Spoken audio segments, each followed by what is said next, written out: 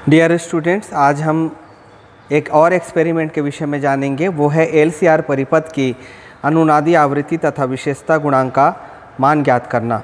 To determine the resonance frequency and the quality factor Q of any LCR circuit.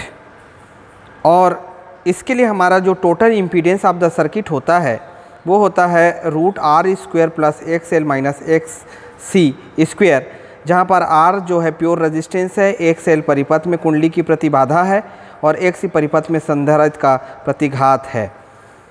हमारे पास जो formula इसका है वो है resonance frequency, that is the 1/2 pi √LC।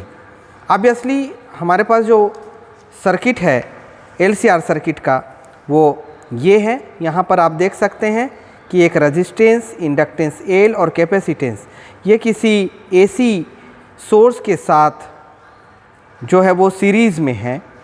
और यहाँ पर हमने VL जो है L के क्रॉस और VC जो है C के क्रॉस हमने फाइंड आउट किया है।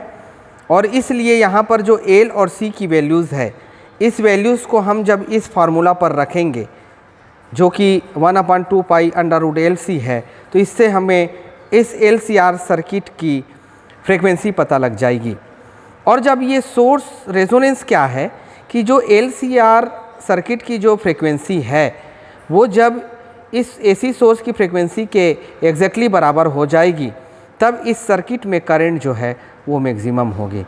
तो इस तरह से हम इस ग्राफ्स के अकॉर्डिंग हम जो फ्रीक्वेंसी सोर्स की फ्रीक्वेंसी को हम बढ़ाते चले जाते हैं और उसके करस्पॉन्डेंस हम करंट जो सर्किट में है वो हम मेज़र करते हैं। तो यहाँ देख पा रहे हैं कि एक समय तक करंट जो है शुरू में फ्रीक्वेंसी बढ़ने के साथ ये करंट जो बढ़ती है और एक पर्टिकुलर फ्रीक्वेंसी जो कि रेजोनेंस फ्रीक्वेंसी है उस पर करंट जो मैक्सिमम हो जाती है और उसके बाद फिर से करंट ये रिड्यूस होती है। क्वालिटी फैक्टर निकालने के लिए जो मैक्सिमम करंट है उस मैक्सिमम करंट का 0.707 टाइम्स हम रेंज लेते हैं।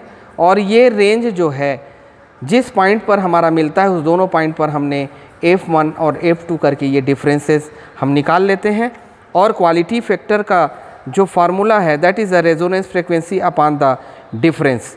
तो यहाँ से जो रेजोनेंस फ्रीक्वेंसी है ये हम उसकी वैल्यूज़ और इन दोनों डिफरेंसेस की वैल्यूज़ को हम इस फार्मूला पर पुट करके हम क्वालिटी फैक्टर्स का मान निकाल सकते हैं। अब मेरा जो ऑब्जर्वेशन टेबल है वो सिंपल इस तरह का है कि जिसमें हमने सीरियल नंबर लिया है, फ्रीक्वेंसी हमने यहाँ पर लगाई है, मल्टीप्लायर हमारा 2000 हर्ट्ज़ का लगा है और ये करंट हमारी मिली एम्पियर में है। अब मैं आपको एक्सपेरिमेंटल सेटअप यहाँ पर दिखाता हूँ। ये हमारा एक्सपेरिमेंटल सेटअप है जिसमें ये जो बॉक्स किट के रूप में यहाँ पर R, L और C ये सीरीज़ में है। यहाँ पर हम R की डिफरेंट वैल्यूज़ हम रख सकते हैं। यहाँ पर हमने R को 1 के 5 अर्थात 1500 ओम रखा है।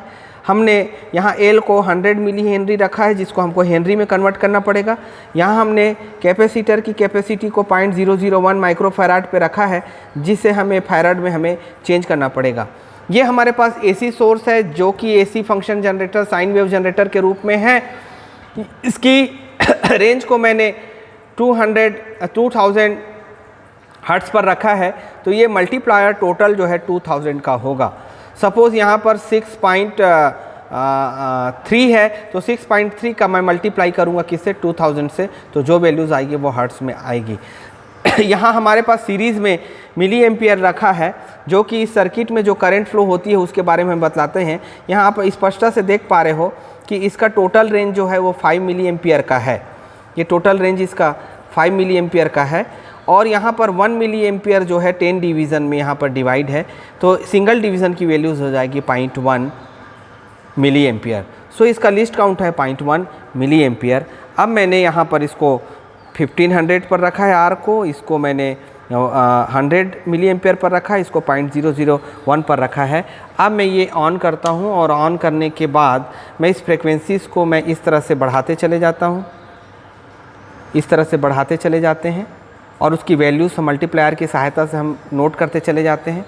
और यहाँ पर हम करंट देख रहे हैं, तो आप देख रहे हैं कि एक पर्टिकुलर वैल्यूज़ तक हमें कोई भी करंट हमें यहाँ पर नहीं मिल रही है। लेकिन अब इस पर्टिकुलर वैल्यूज़ पर देखिए ये करंट आपको मिलनी शुरू हो गई। ये देखिए ये करंट आपकी मिल रही है। हम यहाँ से फ्रीक्वेंसी जो है वो इंक्रीज़ करते चले जा रहे हैं, यहाँ से फ्रीक्वेंसी हम इंक्रीज़ करते चले जा रहे हैं और उसके करस्पॉन्डेंस हमारे पास करंट यहाँ बढ़ती चली जा रही है। और देखिए ये वैल्यूज़ पर, देखिए ये वैल्यूज़ पर आप करंट जो है फिर से डिक्रीज़ हो रही है। ये देखिए इसके बाद ये करंट फिर से डिक्रीज़ हो रही है। तो वो वैल्यूज़ आपका एफ मीन्स यहाँ पर 7 है, 7 इंटू 2000 मतलब 14,000 हर्ट्ज़ जो है हमारी रेजोनेंस फ्रीक्वेंसी आएगी। अब इन सारी वैल्यूज़ को हम यहाँ पर हमारे फ्रीक्वेंसी की जगह पर हम रखते चले जाते हैं, उसके करस्पॉन्डेंस हमारी करंट हम नोटते हैं। जिस वैल्यूज़ पर करंट मैक्सिमम होगी वही फ्रीक्वेंसी जो है LCR सर्किट की रेजोनेंस फ्रीक्वेंसी होगी। तो ये आपके सामने एक्सपेरिमेंटल अरेंजमेंट है और इसकी जब भी जिस फ्रीक्वेंसी पर हमको मिली एम्पियर पर हमको मैक्सिमम करंट मिले वही फ्रीक्वेंसी हमारी रेजोनेंस फ्रीक्वेंसी होती है। Thank you.